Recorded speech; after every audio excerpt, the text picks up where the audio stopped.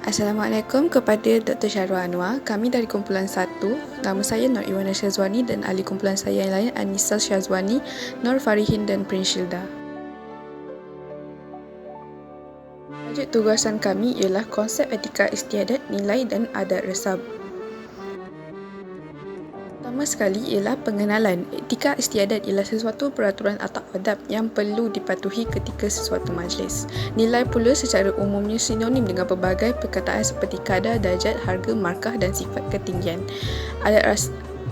Akhir sekali, adat resam iaitu suatu kebiasaan atau kelaziman yang tidak tertulis dalam sesebuah masyarakat dan diamalkan secara turun-temurun sejak sekian lama dan telah dilakukan untuk jangka masa yang lama.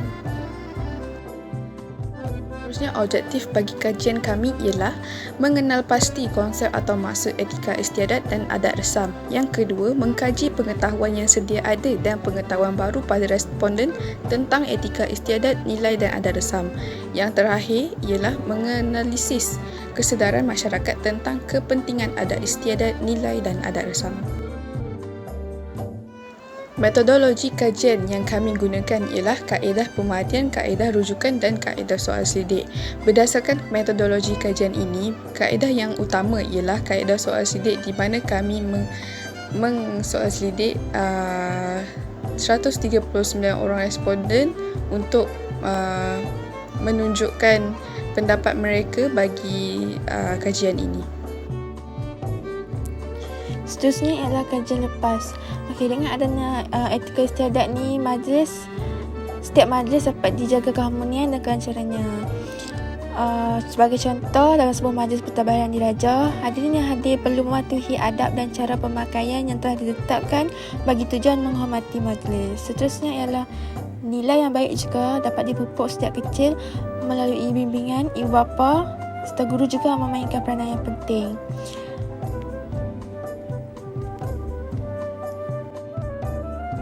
Seiring dengan perubahan zaman, acap kali kita lihat remaja kini semakin melupakan adat resam. Namun begitu, masih ada adat resam yang diamalkan dan menjadi satu pegangan yang kukuh dalam diri seseorang kerana tanpa adat resam tiadalah manusia. Seterusnya ialah dapatan kajian bagi demografi responden. Jumlah responden ialah seramai 139 orang dan terdapat 100 responden iaitu perempuan dan hanya 39 orang lelaki, iaitu perempuan peratusannya ialah 71.9%, lebih ramai daripada lelaki.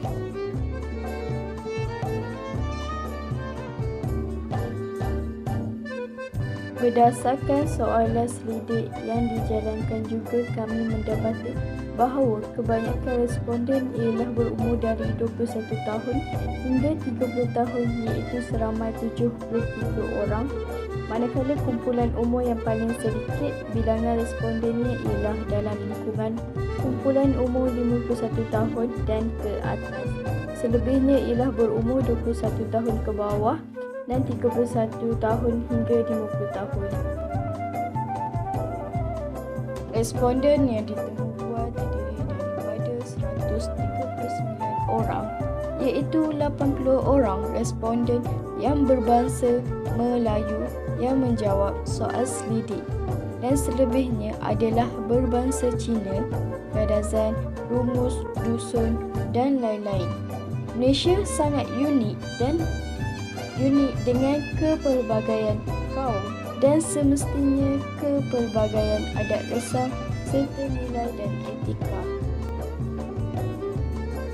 Bahagian B, mengenal pasti konsep atau maksud etika istiadat, nilai dan adat resam melalui data responden ini menunjukkan masyarakat memahami konsep yang dinyatakan dan secara keseluruhannya responden yang terdiri kebanyakan daripada bangsa Melayu ini dapat mengenal pasti dan mempraktik konsep asas bagi etika istiadat, nilai dan adat resam. Bagi bahagian C, iaitu mengkaji pengetahuan sedia ada dan pengetahuan baru pada responden tentang etika istiadat, nilai dan adat resam. Melalui data ini menunjukkan bahawa majoriti responden masih merasakan bahawa adat istiadat adalah penting bagi menunjukkan identiti kaum. Majoriti responden tidak bersetuju bahawa adat bersanding adalah berasal daripada adat keturunan India. Melalui data ini juga, para responden tidak bersetuju bahawa adat berpantang adalah sebuah adat yang tidak diwajibkan yang khususnya untuk kaum wanita. Bagi bahagian D, iaitu menganalisa kesedaran masyarakat tentang kepentingan etika istiadat, nilai dan adat resam. Melalui data ini, para responden masih mementingkan adat yang diturunkan oleh nenek moyang dan merasakan bahawa adat yang diturunkan itu harus dipelihara dengan baik. Kesemua objektif kajian tercapai dan menunjukkan bahawa masyarakat kini masih menghargai adat nenek moyang. Kami mengharapkan agar lebih ramai golongan muda mengenali tentang adat istiadat tradisional. Kami mengharapkan penilaian yang terbaik daripada pensyarah kami, Dr. Syarah Anwar.